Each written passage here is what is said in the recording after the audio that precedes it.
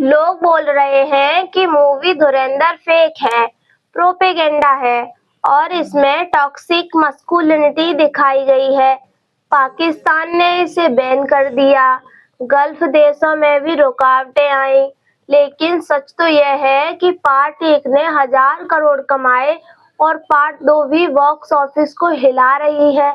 सवाल यह है कि अगर सब कुछ झूठ है, तो लोग इसे देख क्यों रहे हैं? क्या आदित्य धर ने सिर्फ मनोरंजन किया है या फिर सालों की रिसर्च को पर्दे पर उतारा है? आज हम इस फिल्म के एक एक कैरेक्टर का कच्चा चिट्ठा खोलेंगे और देखेंगे कि रील और रियल में कितना अंतर है। फिल्म में एक सीन है जहां अरशद पप्पू के सिर से फुटबॉल खेली जाती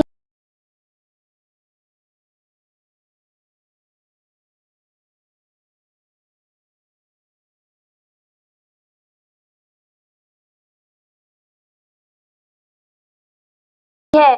आलोचकों ने इसे ओवर द टॉप वायलेंस कहा, लेकिन हकीकत इससे भी ज्यादा डरावनी है।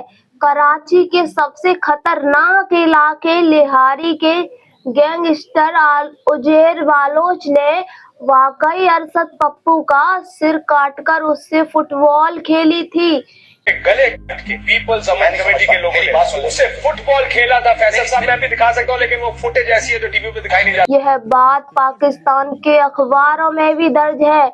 उजेर बालोच आज जेल में है और उस पर आरोप था कि वह भारत और ईरान के लिए जासूसी करता था।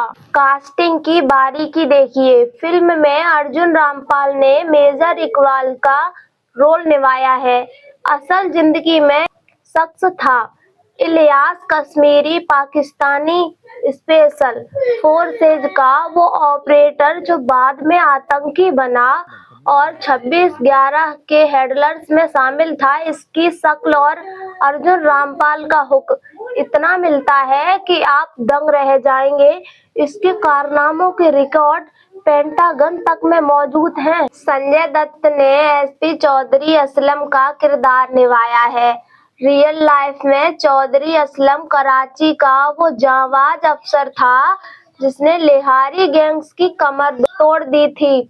फिल्म में उसके डायलॉग्स वही हैं जो उन्होंने असली इंटरव्यू में कहे थे। ये इन्होंने शेर के मुंह में हाथ दिया। दिलचस्प बात यह है कि असली चौधरी असलम खुद संजय दत्त का बड़ा फैन था और आज संजू बाबा खुद उसका रोल प्ले कर रहे हैं। मूवी में खनानी ब्रदर्स और फेक करेंसी का रैकेट दिखाया गया है। असल में जावेद खनानी नाम का शख्स इसी में लगा था और नोटबंदी के 1 महीने बाद उसकी रहस्यमय मौत हो गई। वहीं नूरा का किरदार दाऊद इब्राहिम के छोटे भाई नूर कसकर पर बेल्ड है। क्या आप जानते हैं कि नूरा बॉलीवुड गानों के लिए लिरिक्स भी लिखता था? फिल्म ने इस गहरे रिश्ते को बेनकाब किया है। आजकल हेडलाइंस में छाया रहता है कि पाकिस्तान में आतंकियों को ठिकाने लगा रहे हैं। धुरंधर मूवी ने इसी पैटर्न को पहली बार मेन स्ट्रीम दर्शकों को दिखाया है। इसके अलावा फिल्म 2010 के उस दौर को भी याद दिलाती है जब हिंदू टेरर जैसे शब्दों का इस्तेमाल कर असली खतरों से ध्यान भटकाने की कोशिश की गई थी। विकीलीक्स से लेकर पेंटागन पेपर्स तक हर चीज फिल्म में वेल डॉक्यूमेंटेड है। अब बात उस किरदार की जिसे लोग प्रोपेगेंडा कह रहे हैं। फिल्म में अतीक अहमद प्रयागराज के चकिया से निकला यह शख्स 5 बार विधायक को सांसद सिर्फ रसूख से नहीं बल्कि खौफ के दम पर बना था। आलोचक इसे टॉक्सिक कह रहे हैं, लेकिन हकीकत यह है कि अतीक पर 100 से ज्यादा केस दर्ज थे।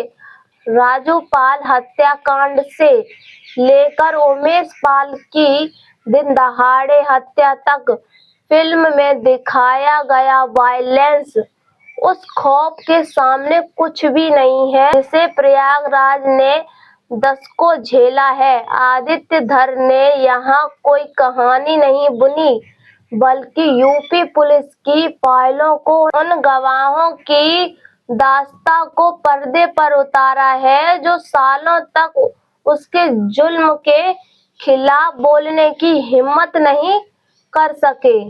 तो सवाल यह है कि क्या सच दिखाना प्रोपेगेंडा है? तो क्या धुरंधर प्रोपेगेंडा है? देखिए, हर फिल्म मेकर का अपना एक विजन होता है। इस फिल्म में टाइमलाइन को थोड़ा बदला गया है और कुछ राजनीतिक फैसलों को सही ठहराया गया है, लेकिन फिल्म में दिखाए गए लोग, उनकी मौत और उनके कारनामे बिल्कुल सच हैं। आदित्य धर ने रिसर्च को कास्टिंग में जो मेहनत की है, वो बॉलीवुड के लिए एक नया बेंचमार्क है। अगर आपको यह फैक्ट चेक पसंद आया तो नीलम चैनल को सब्सक्राइब करें। आप क्या सोचते हैं, ये फिल्म सच दिखा रही है या सिर्फ कहानी? कमेंट में जरूर बताएं।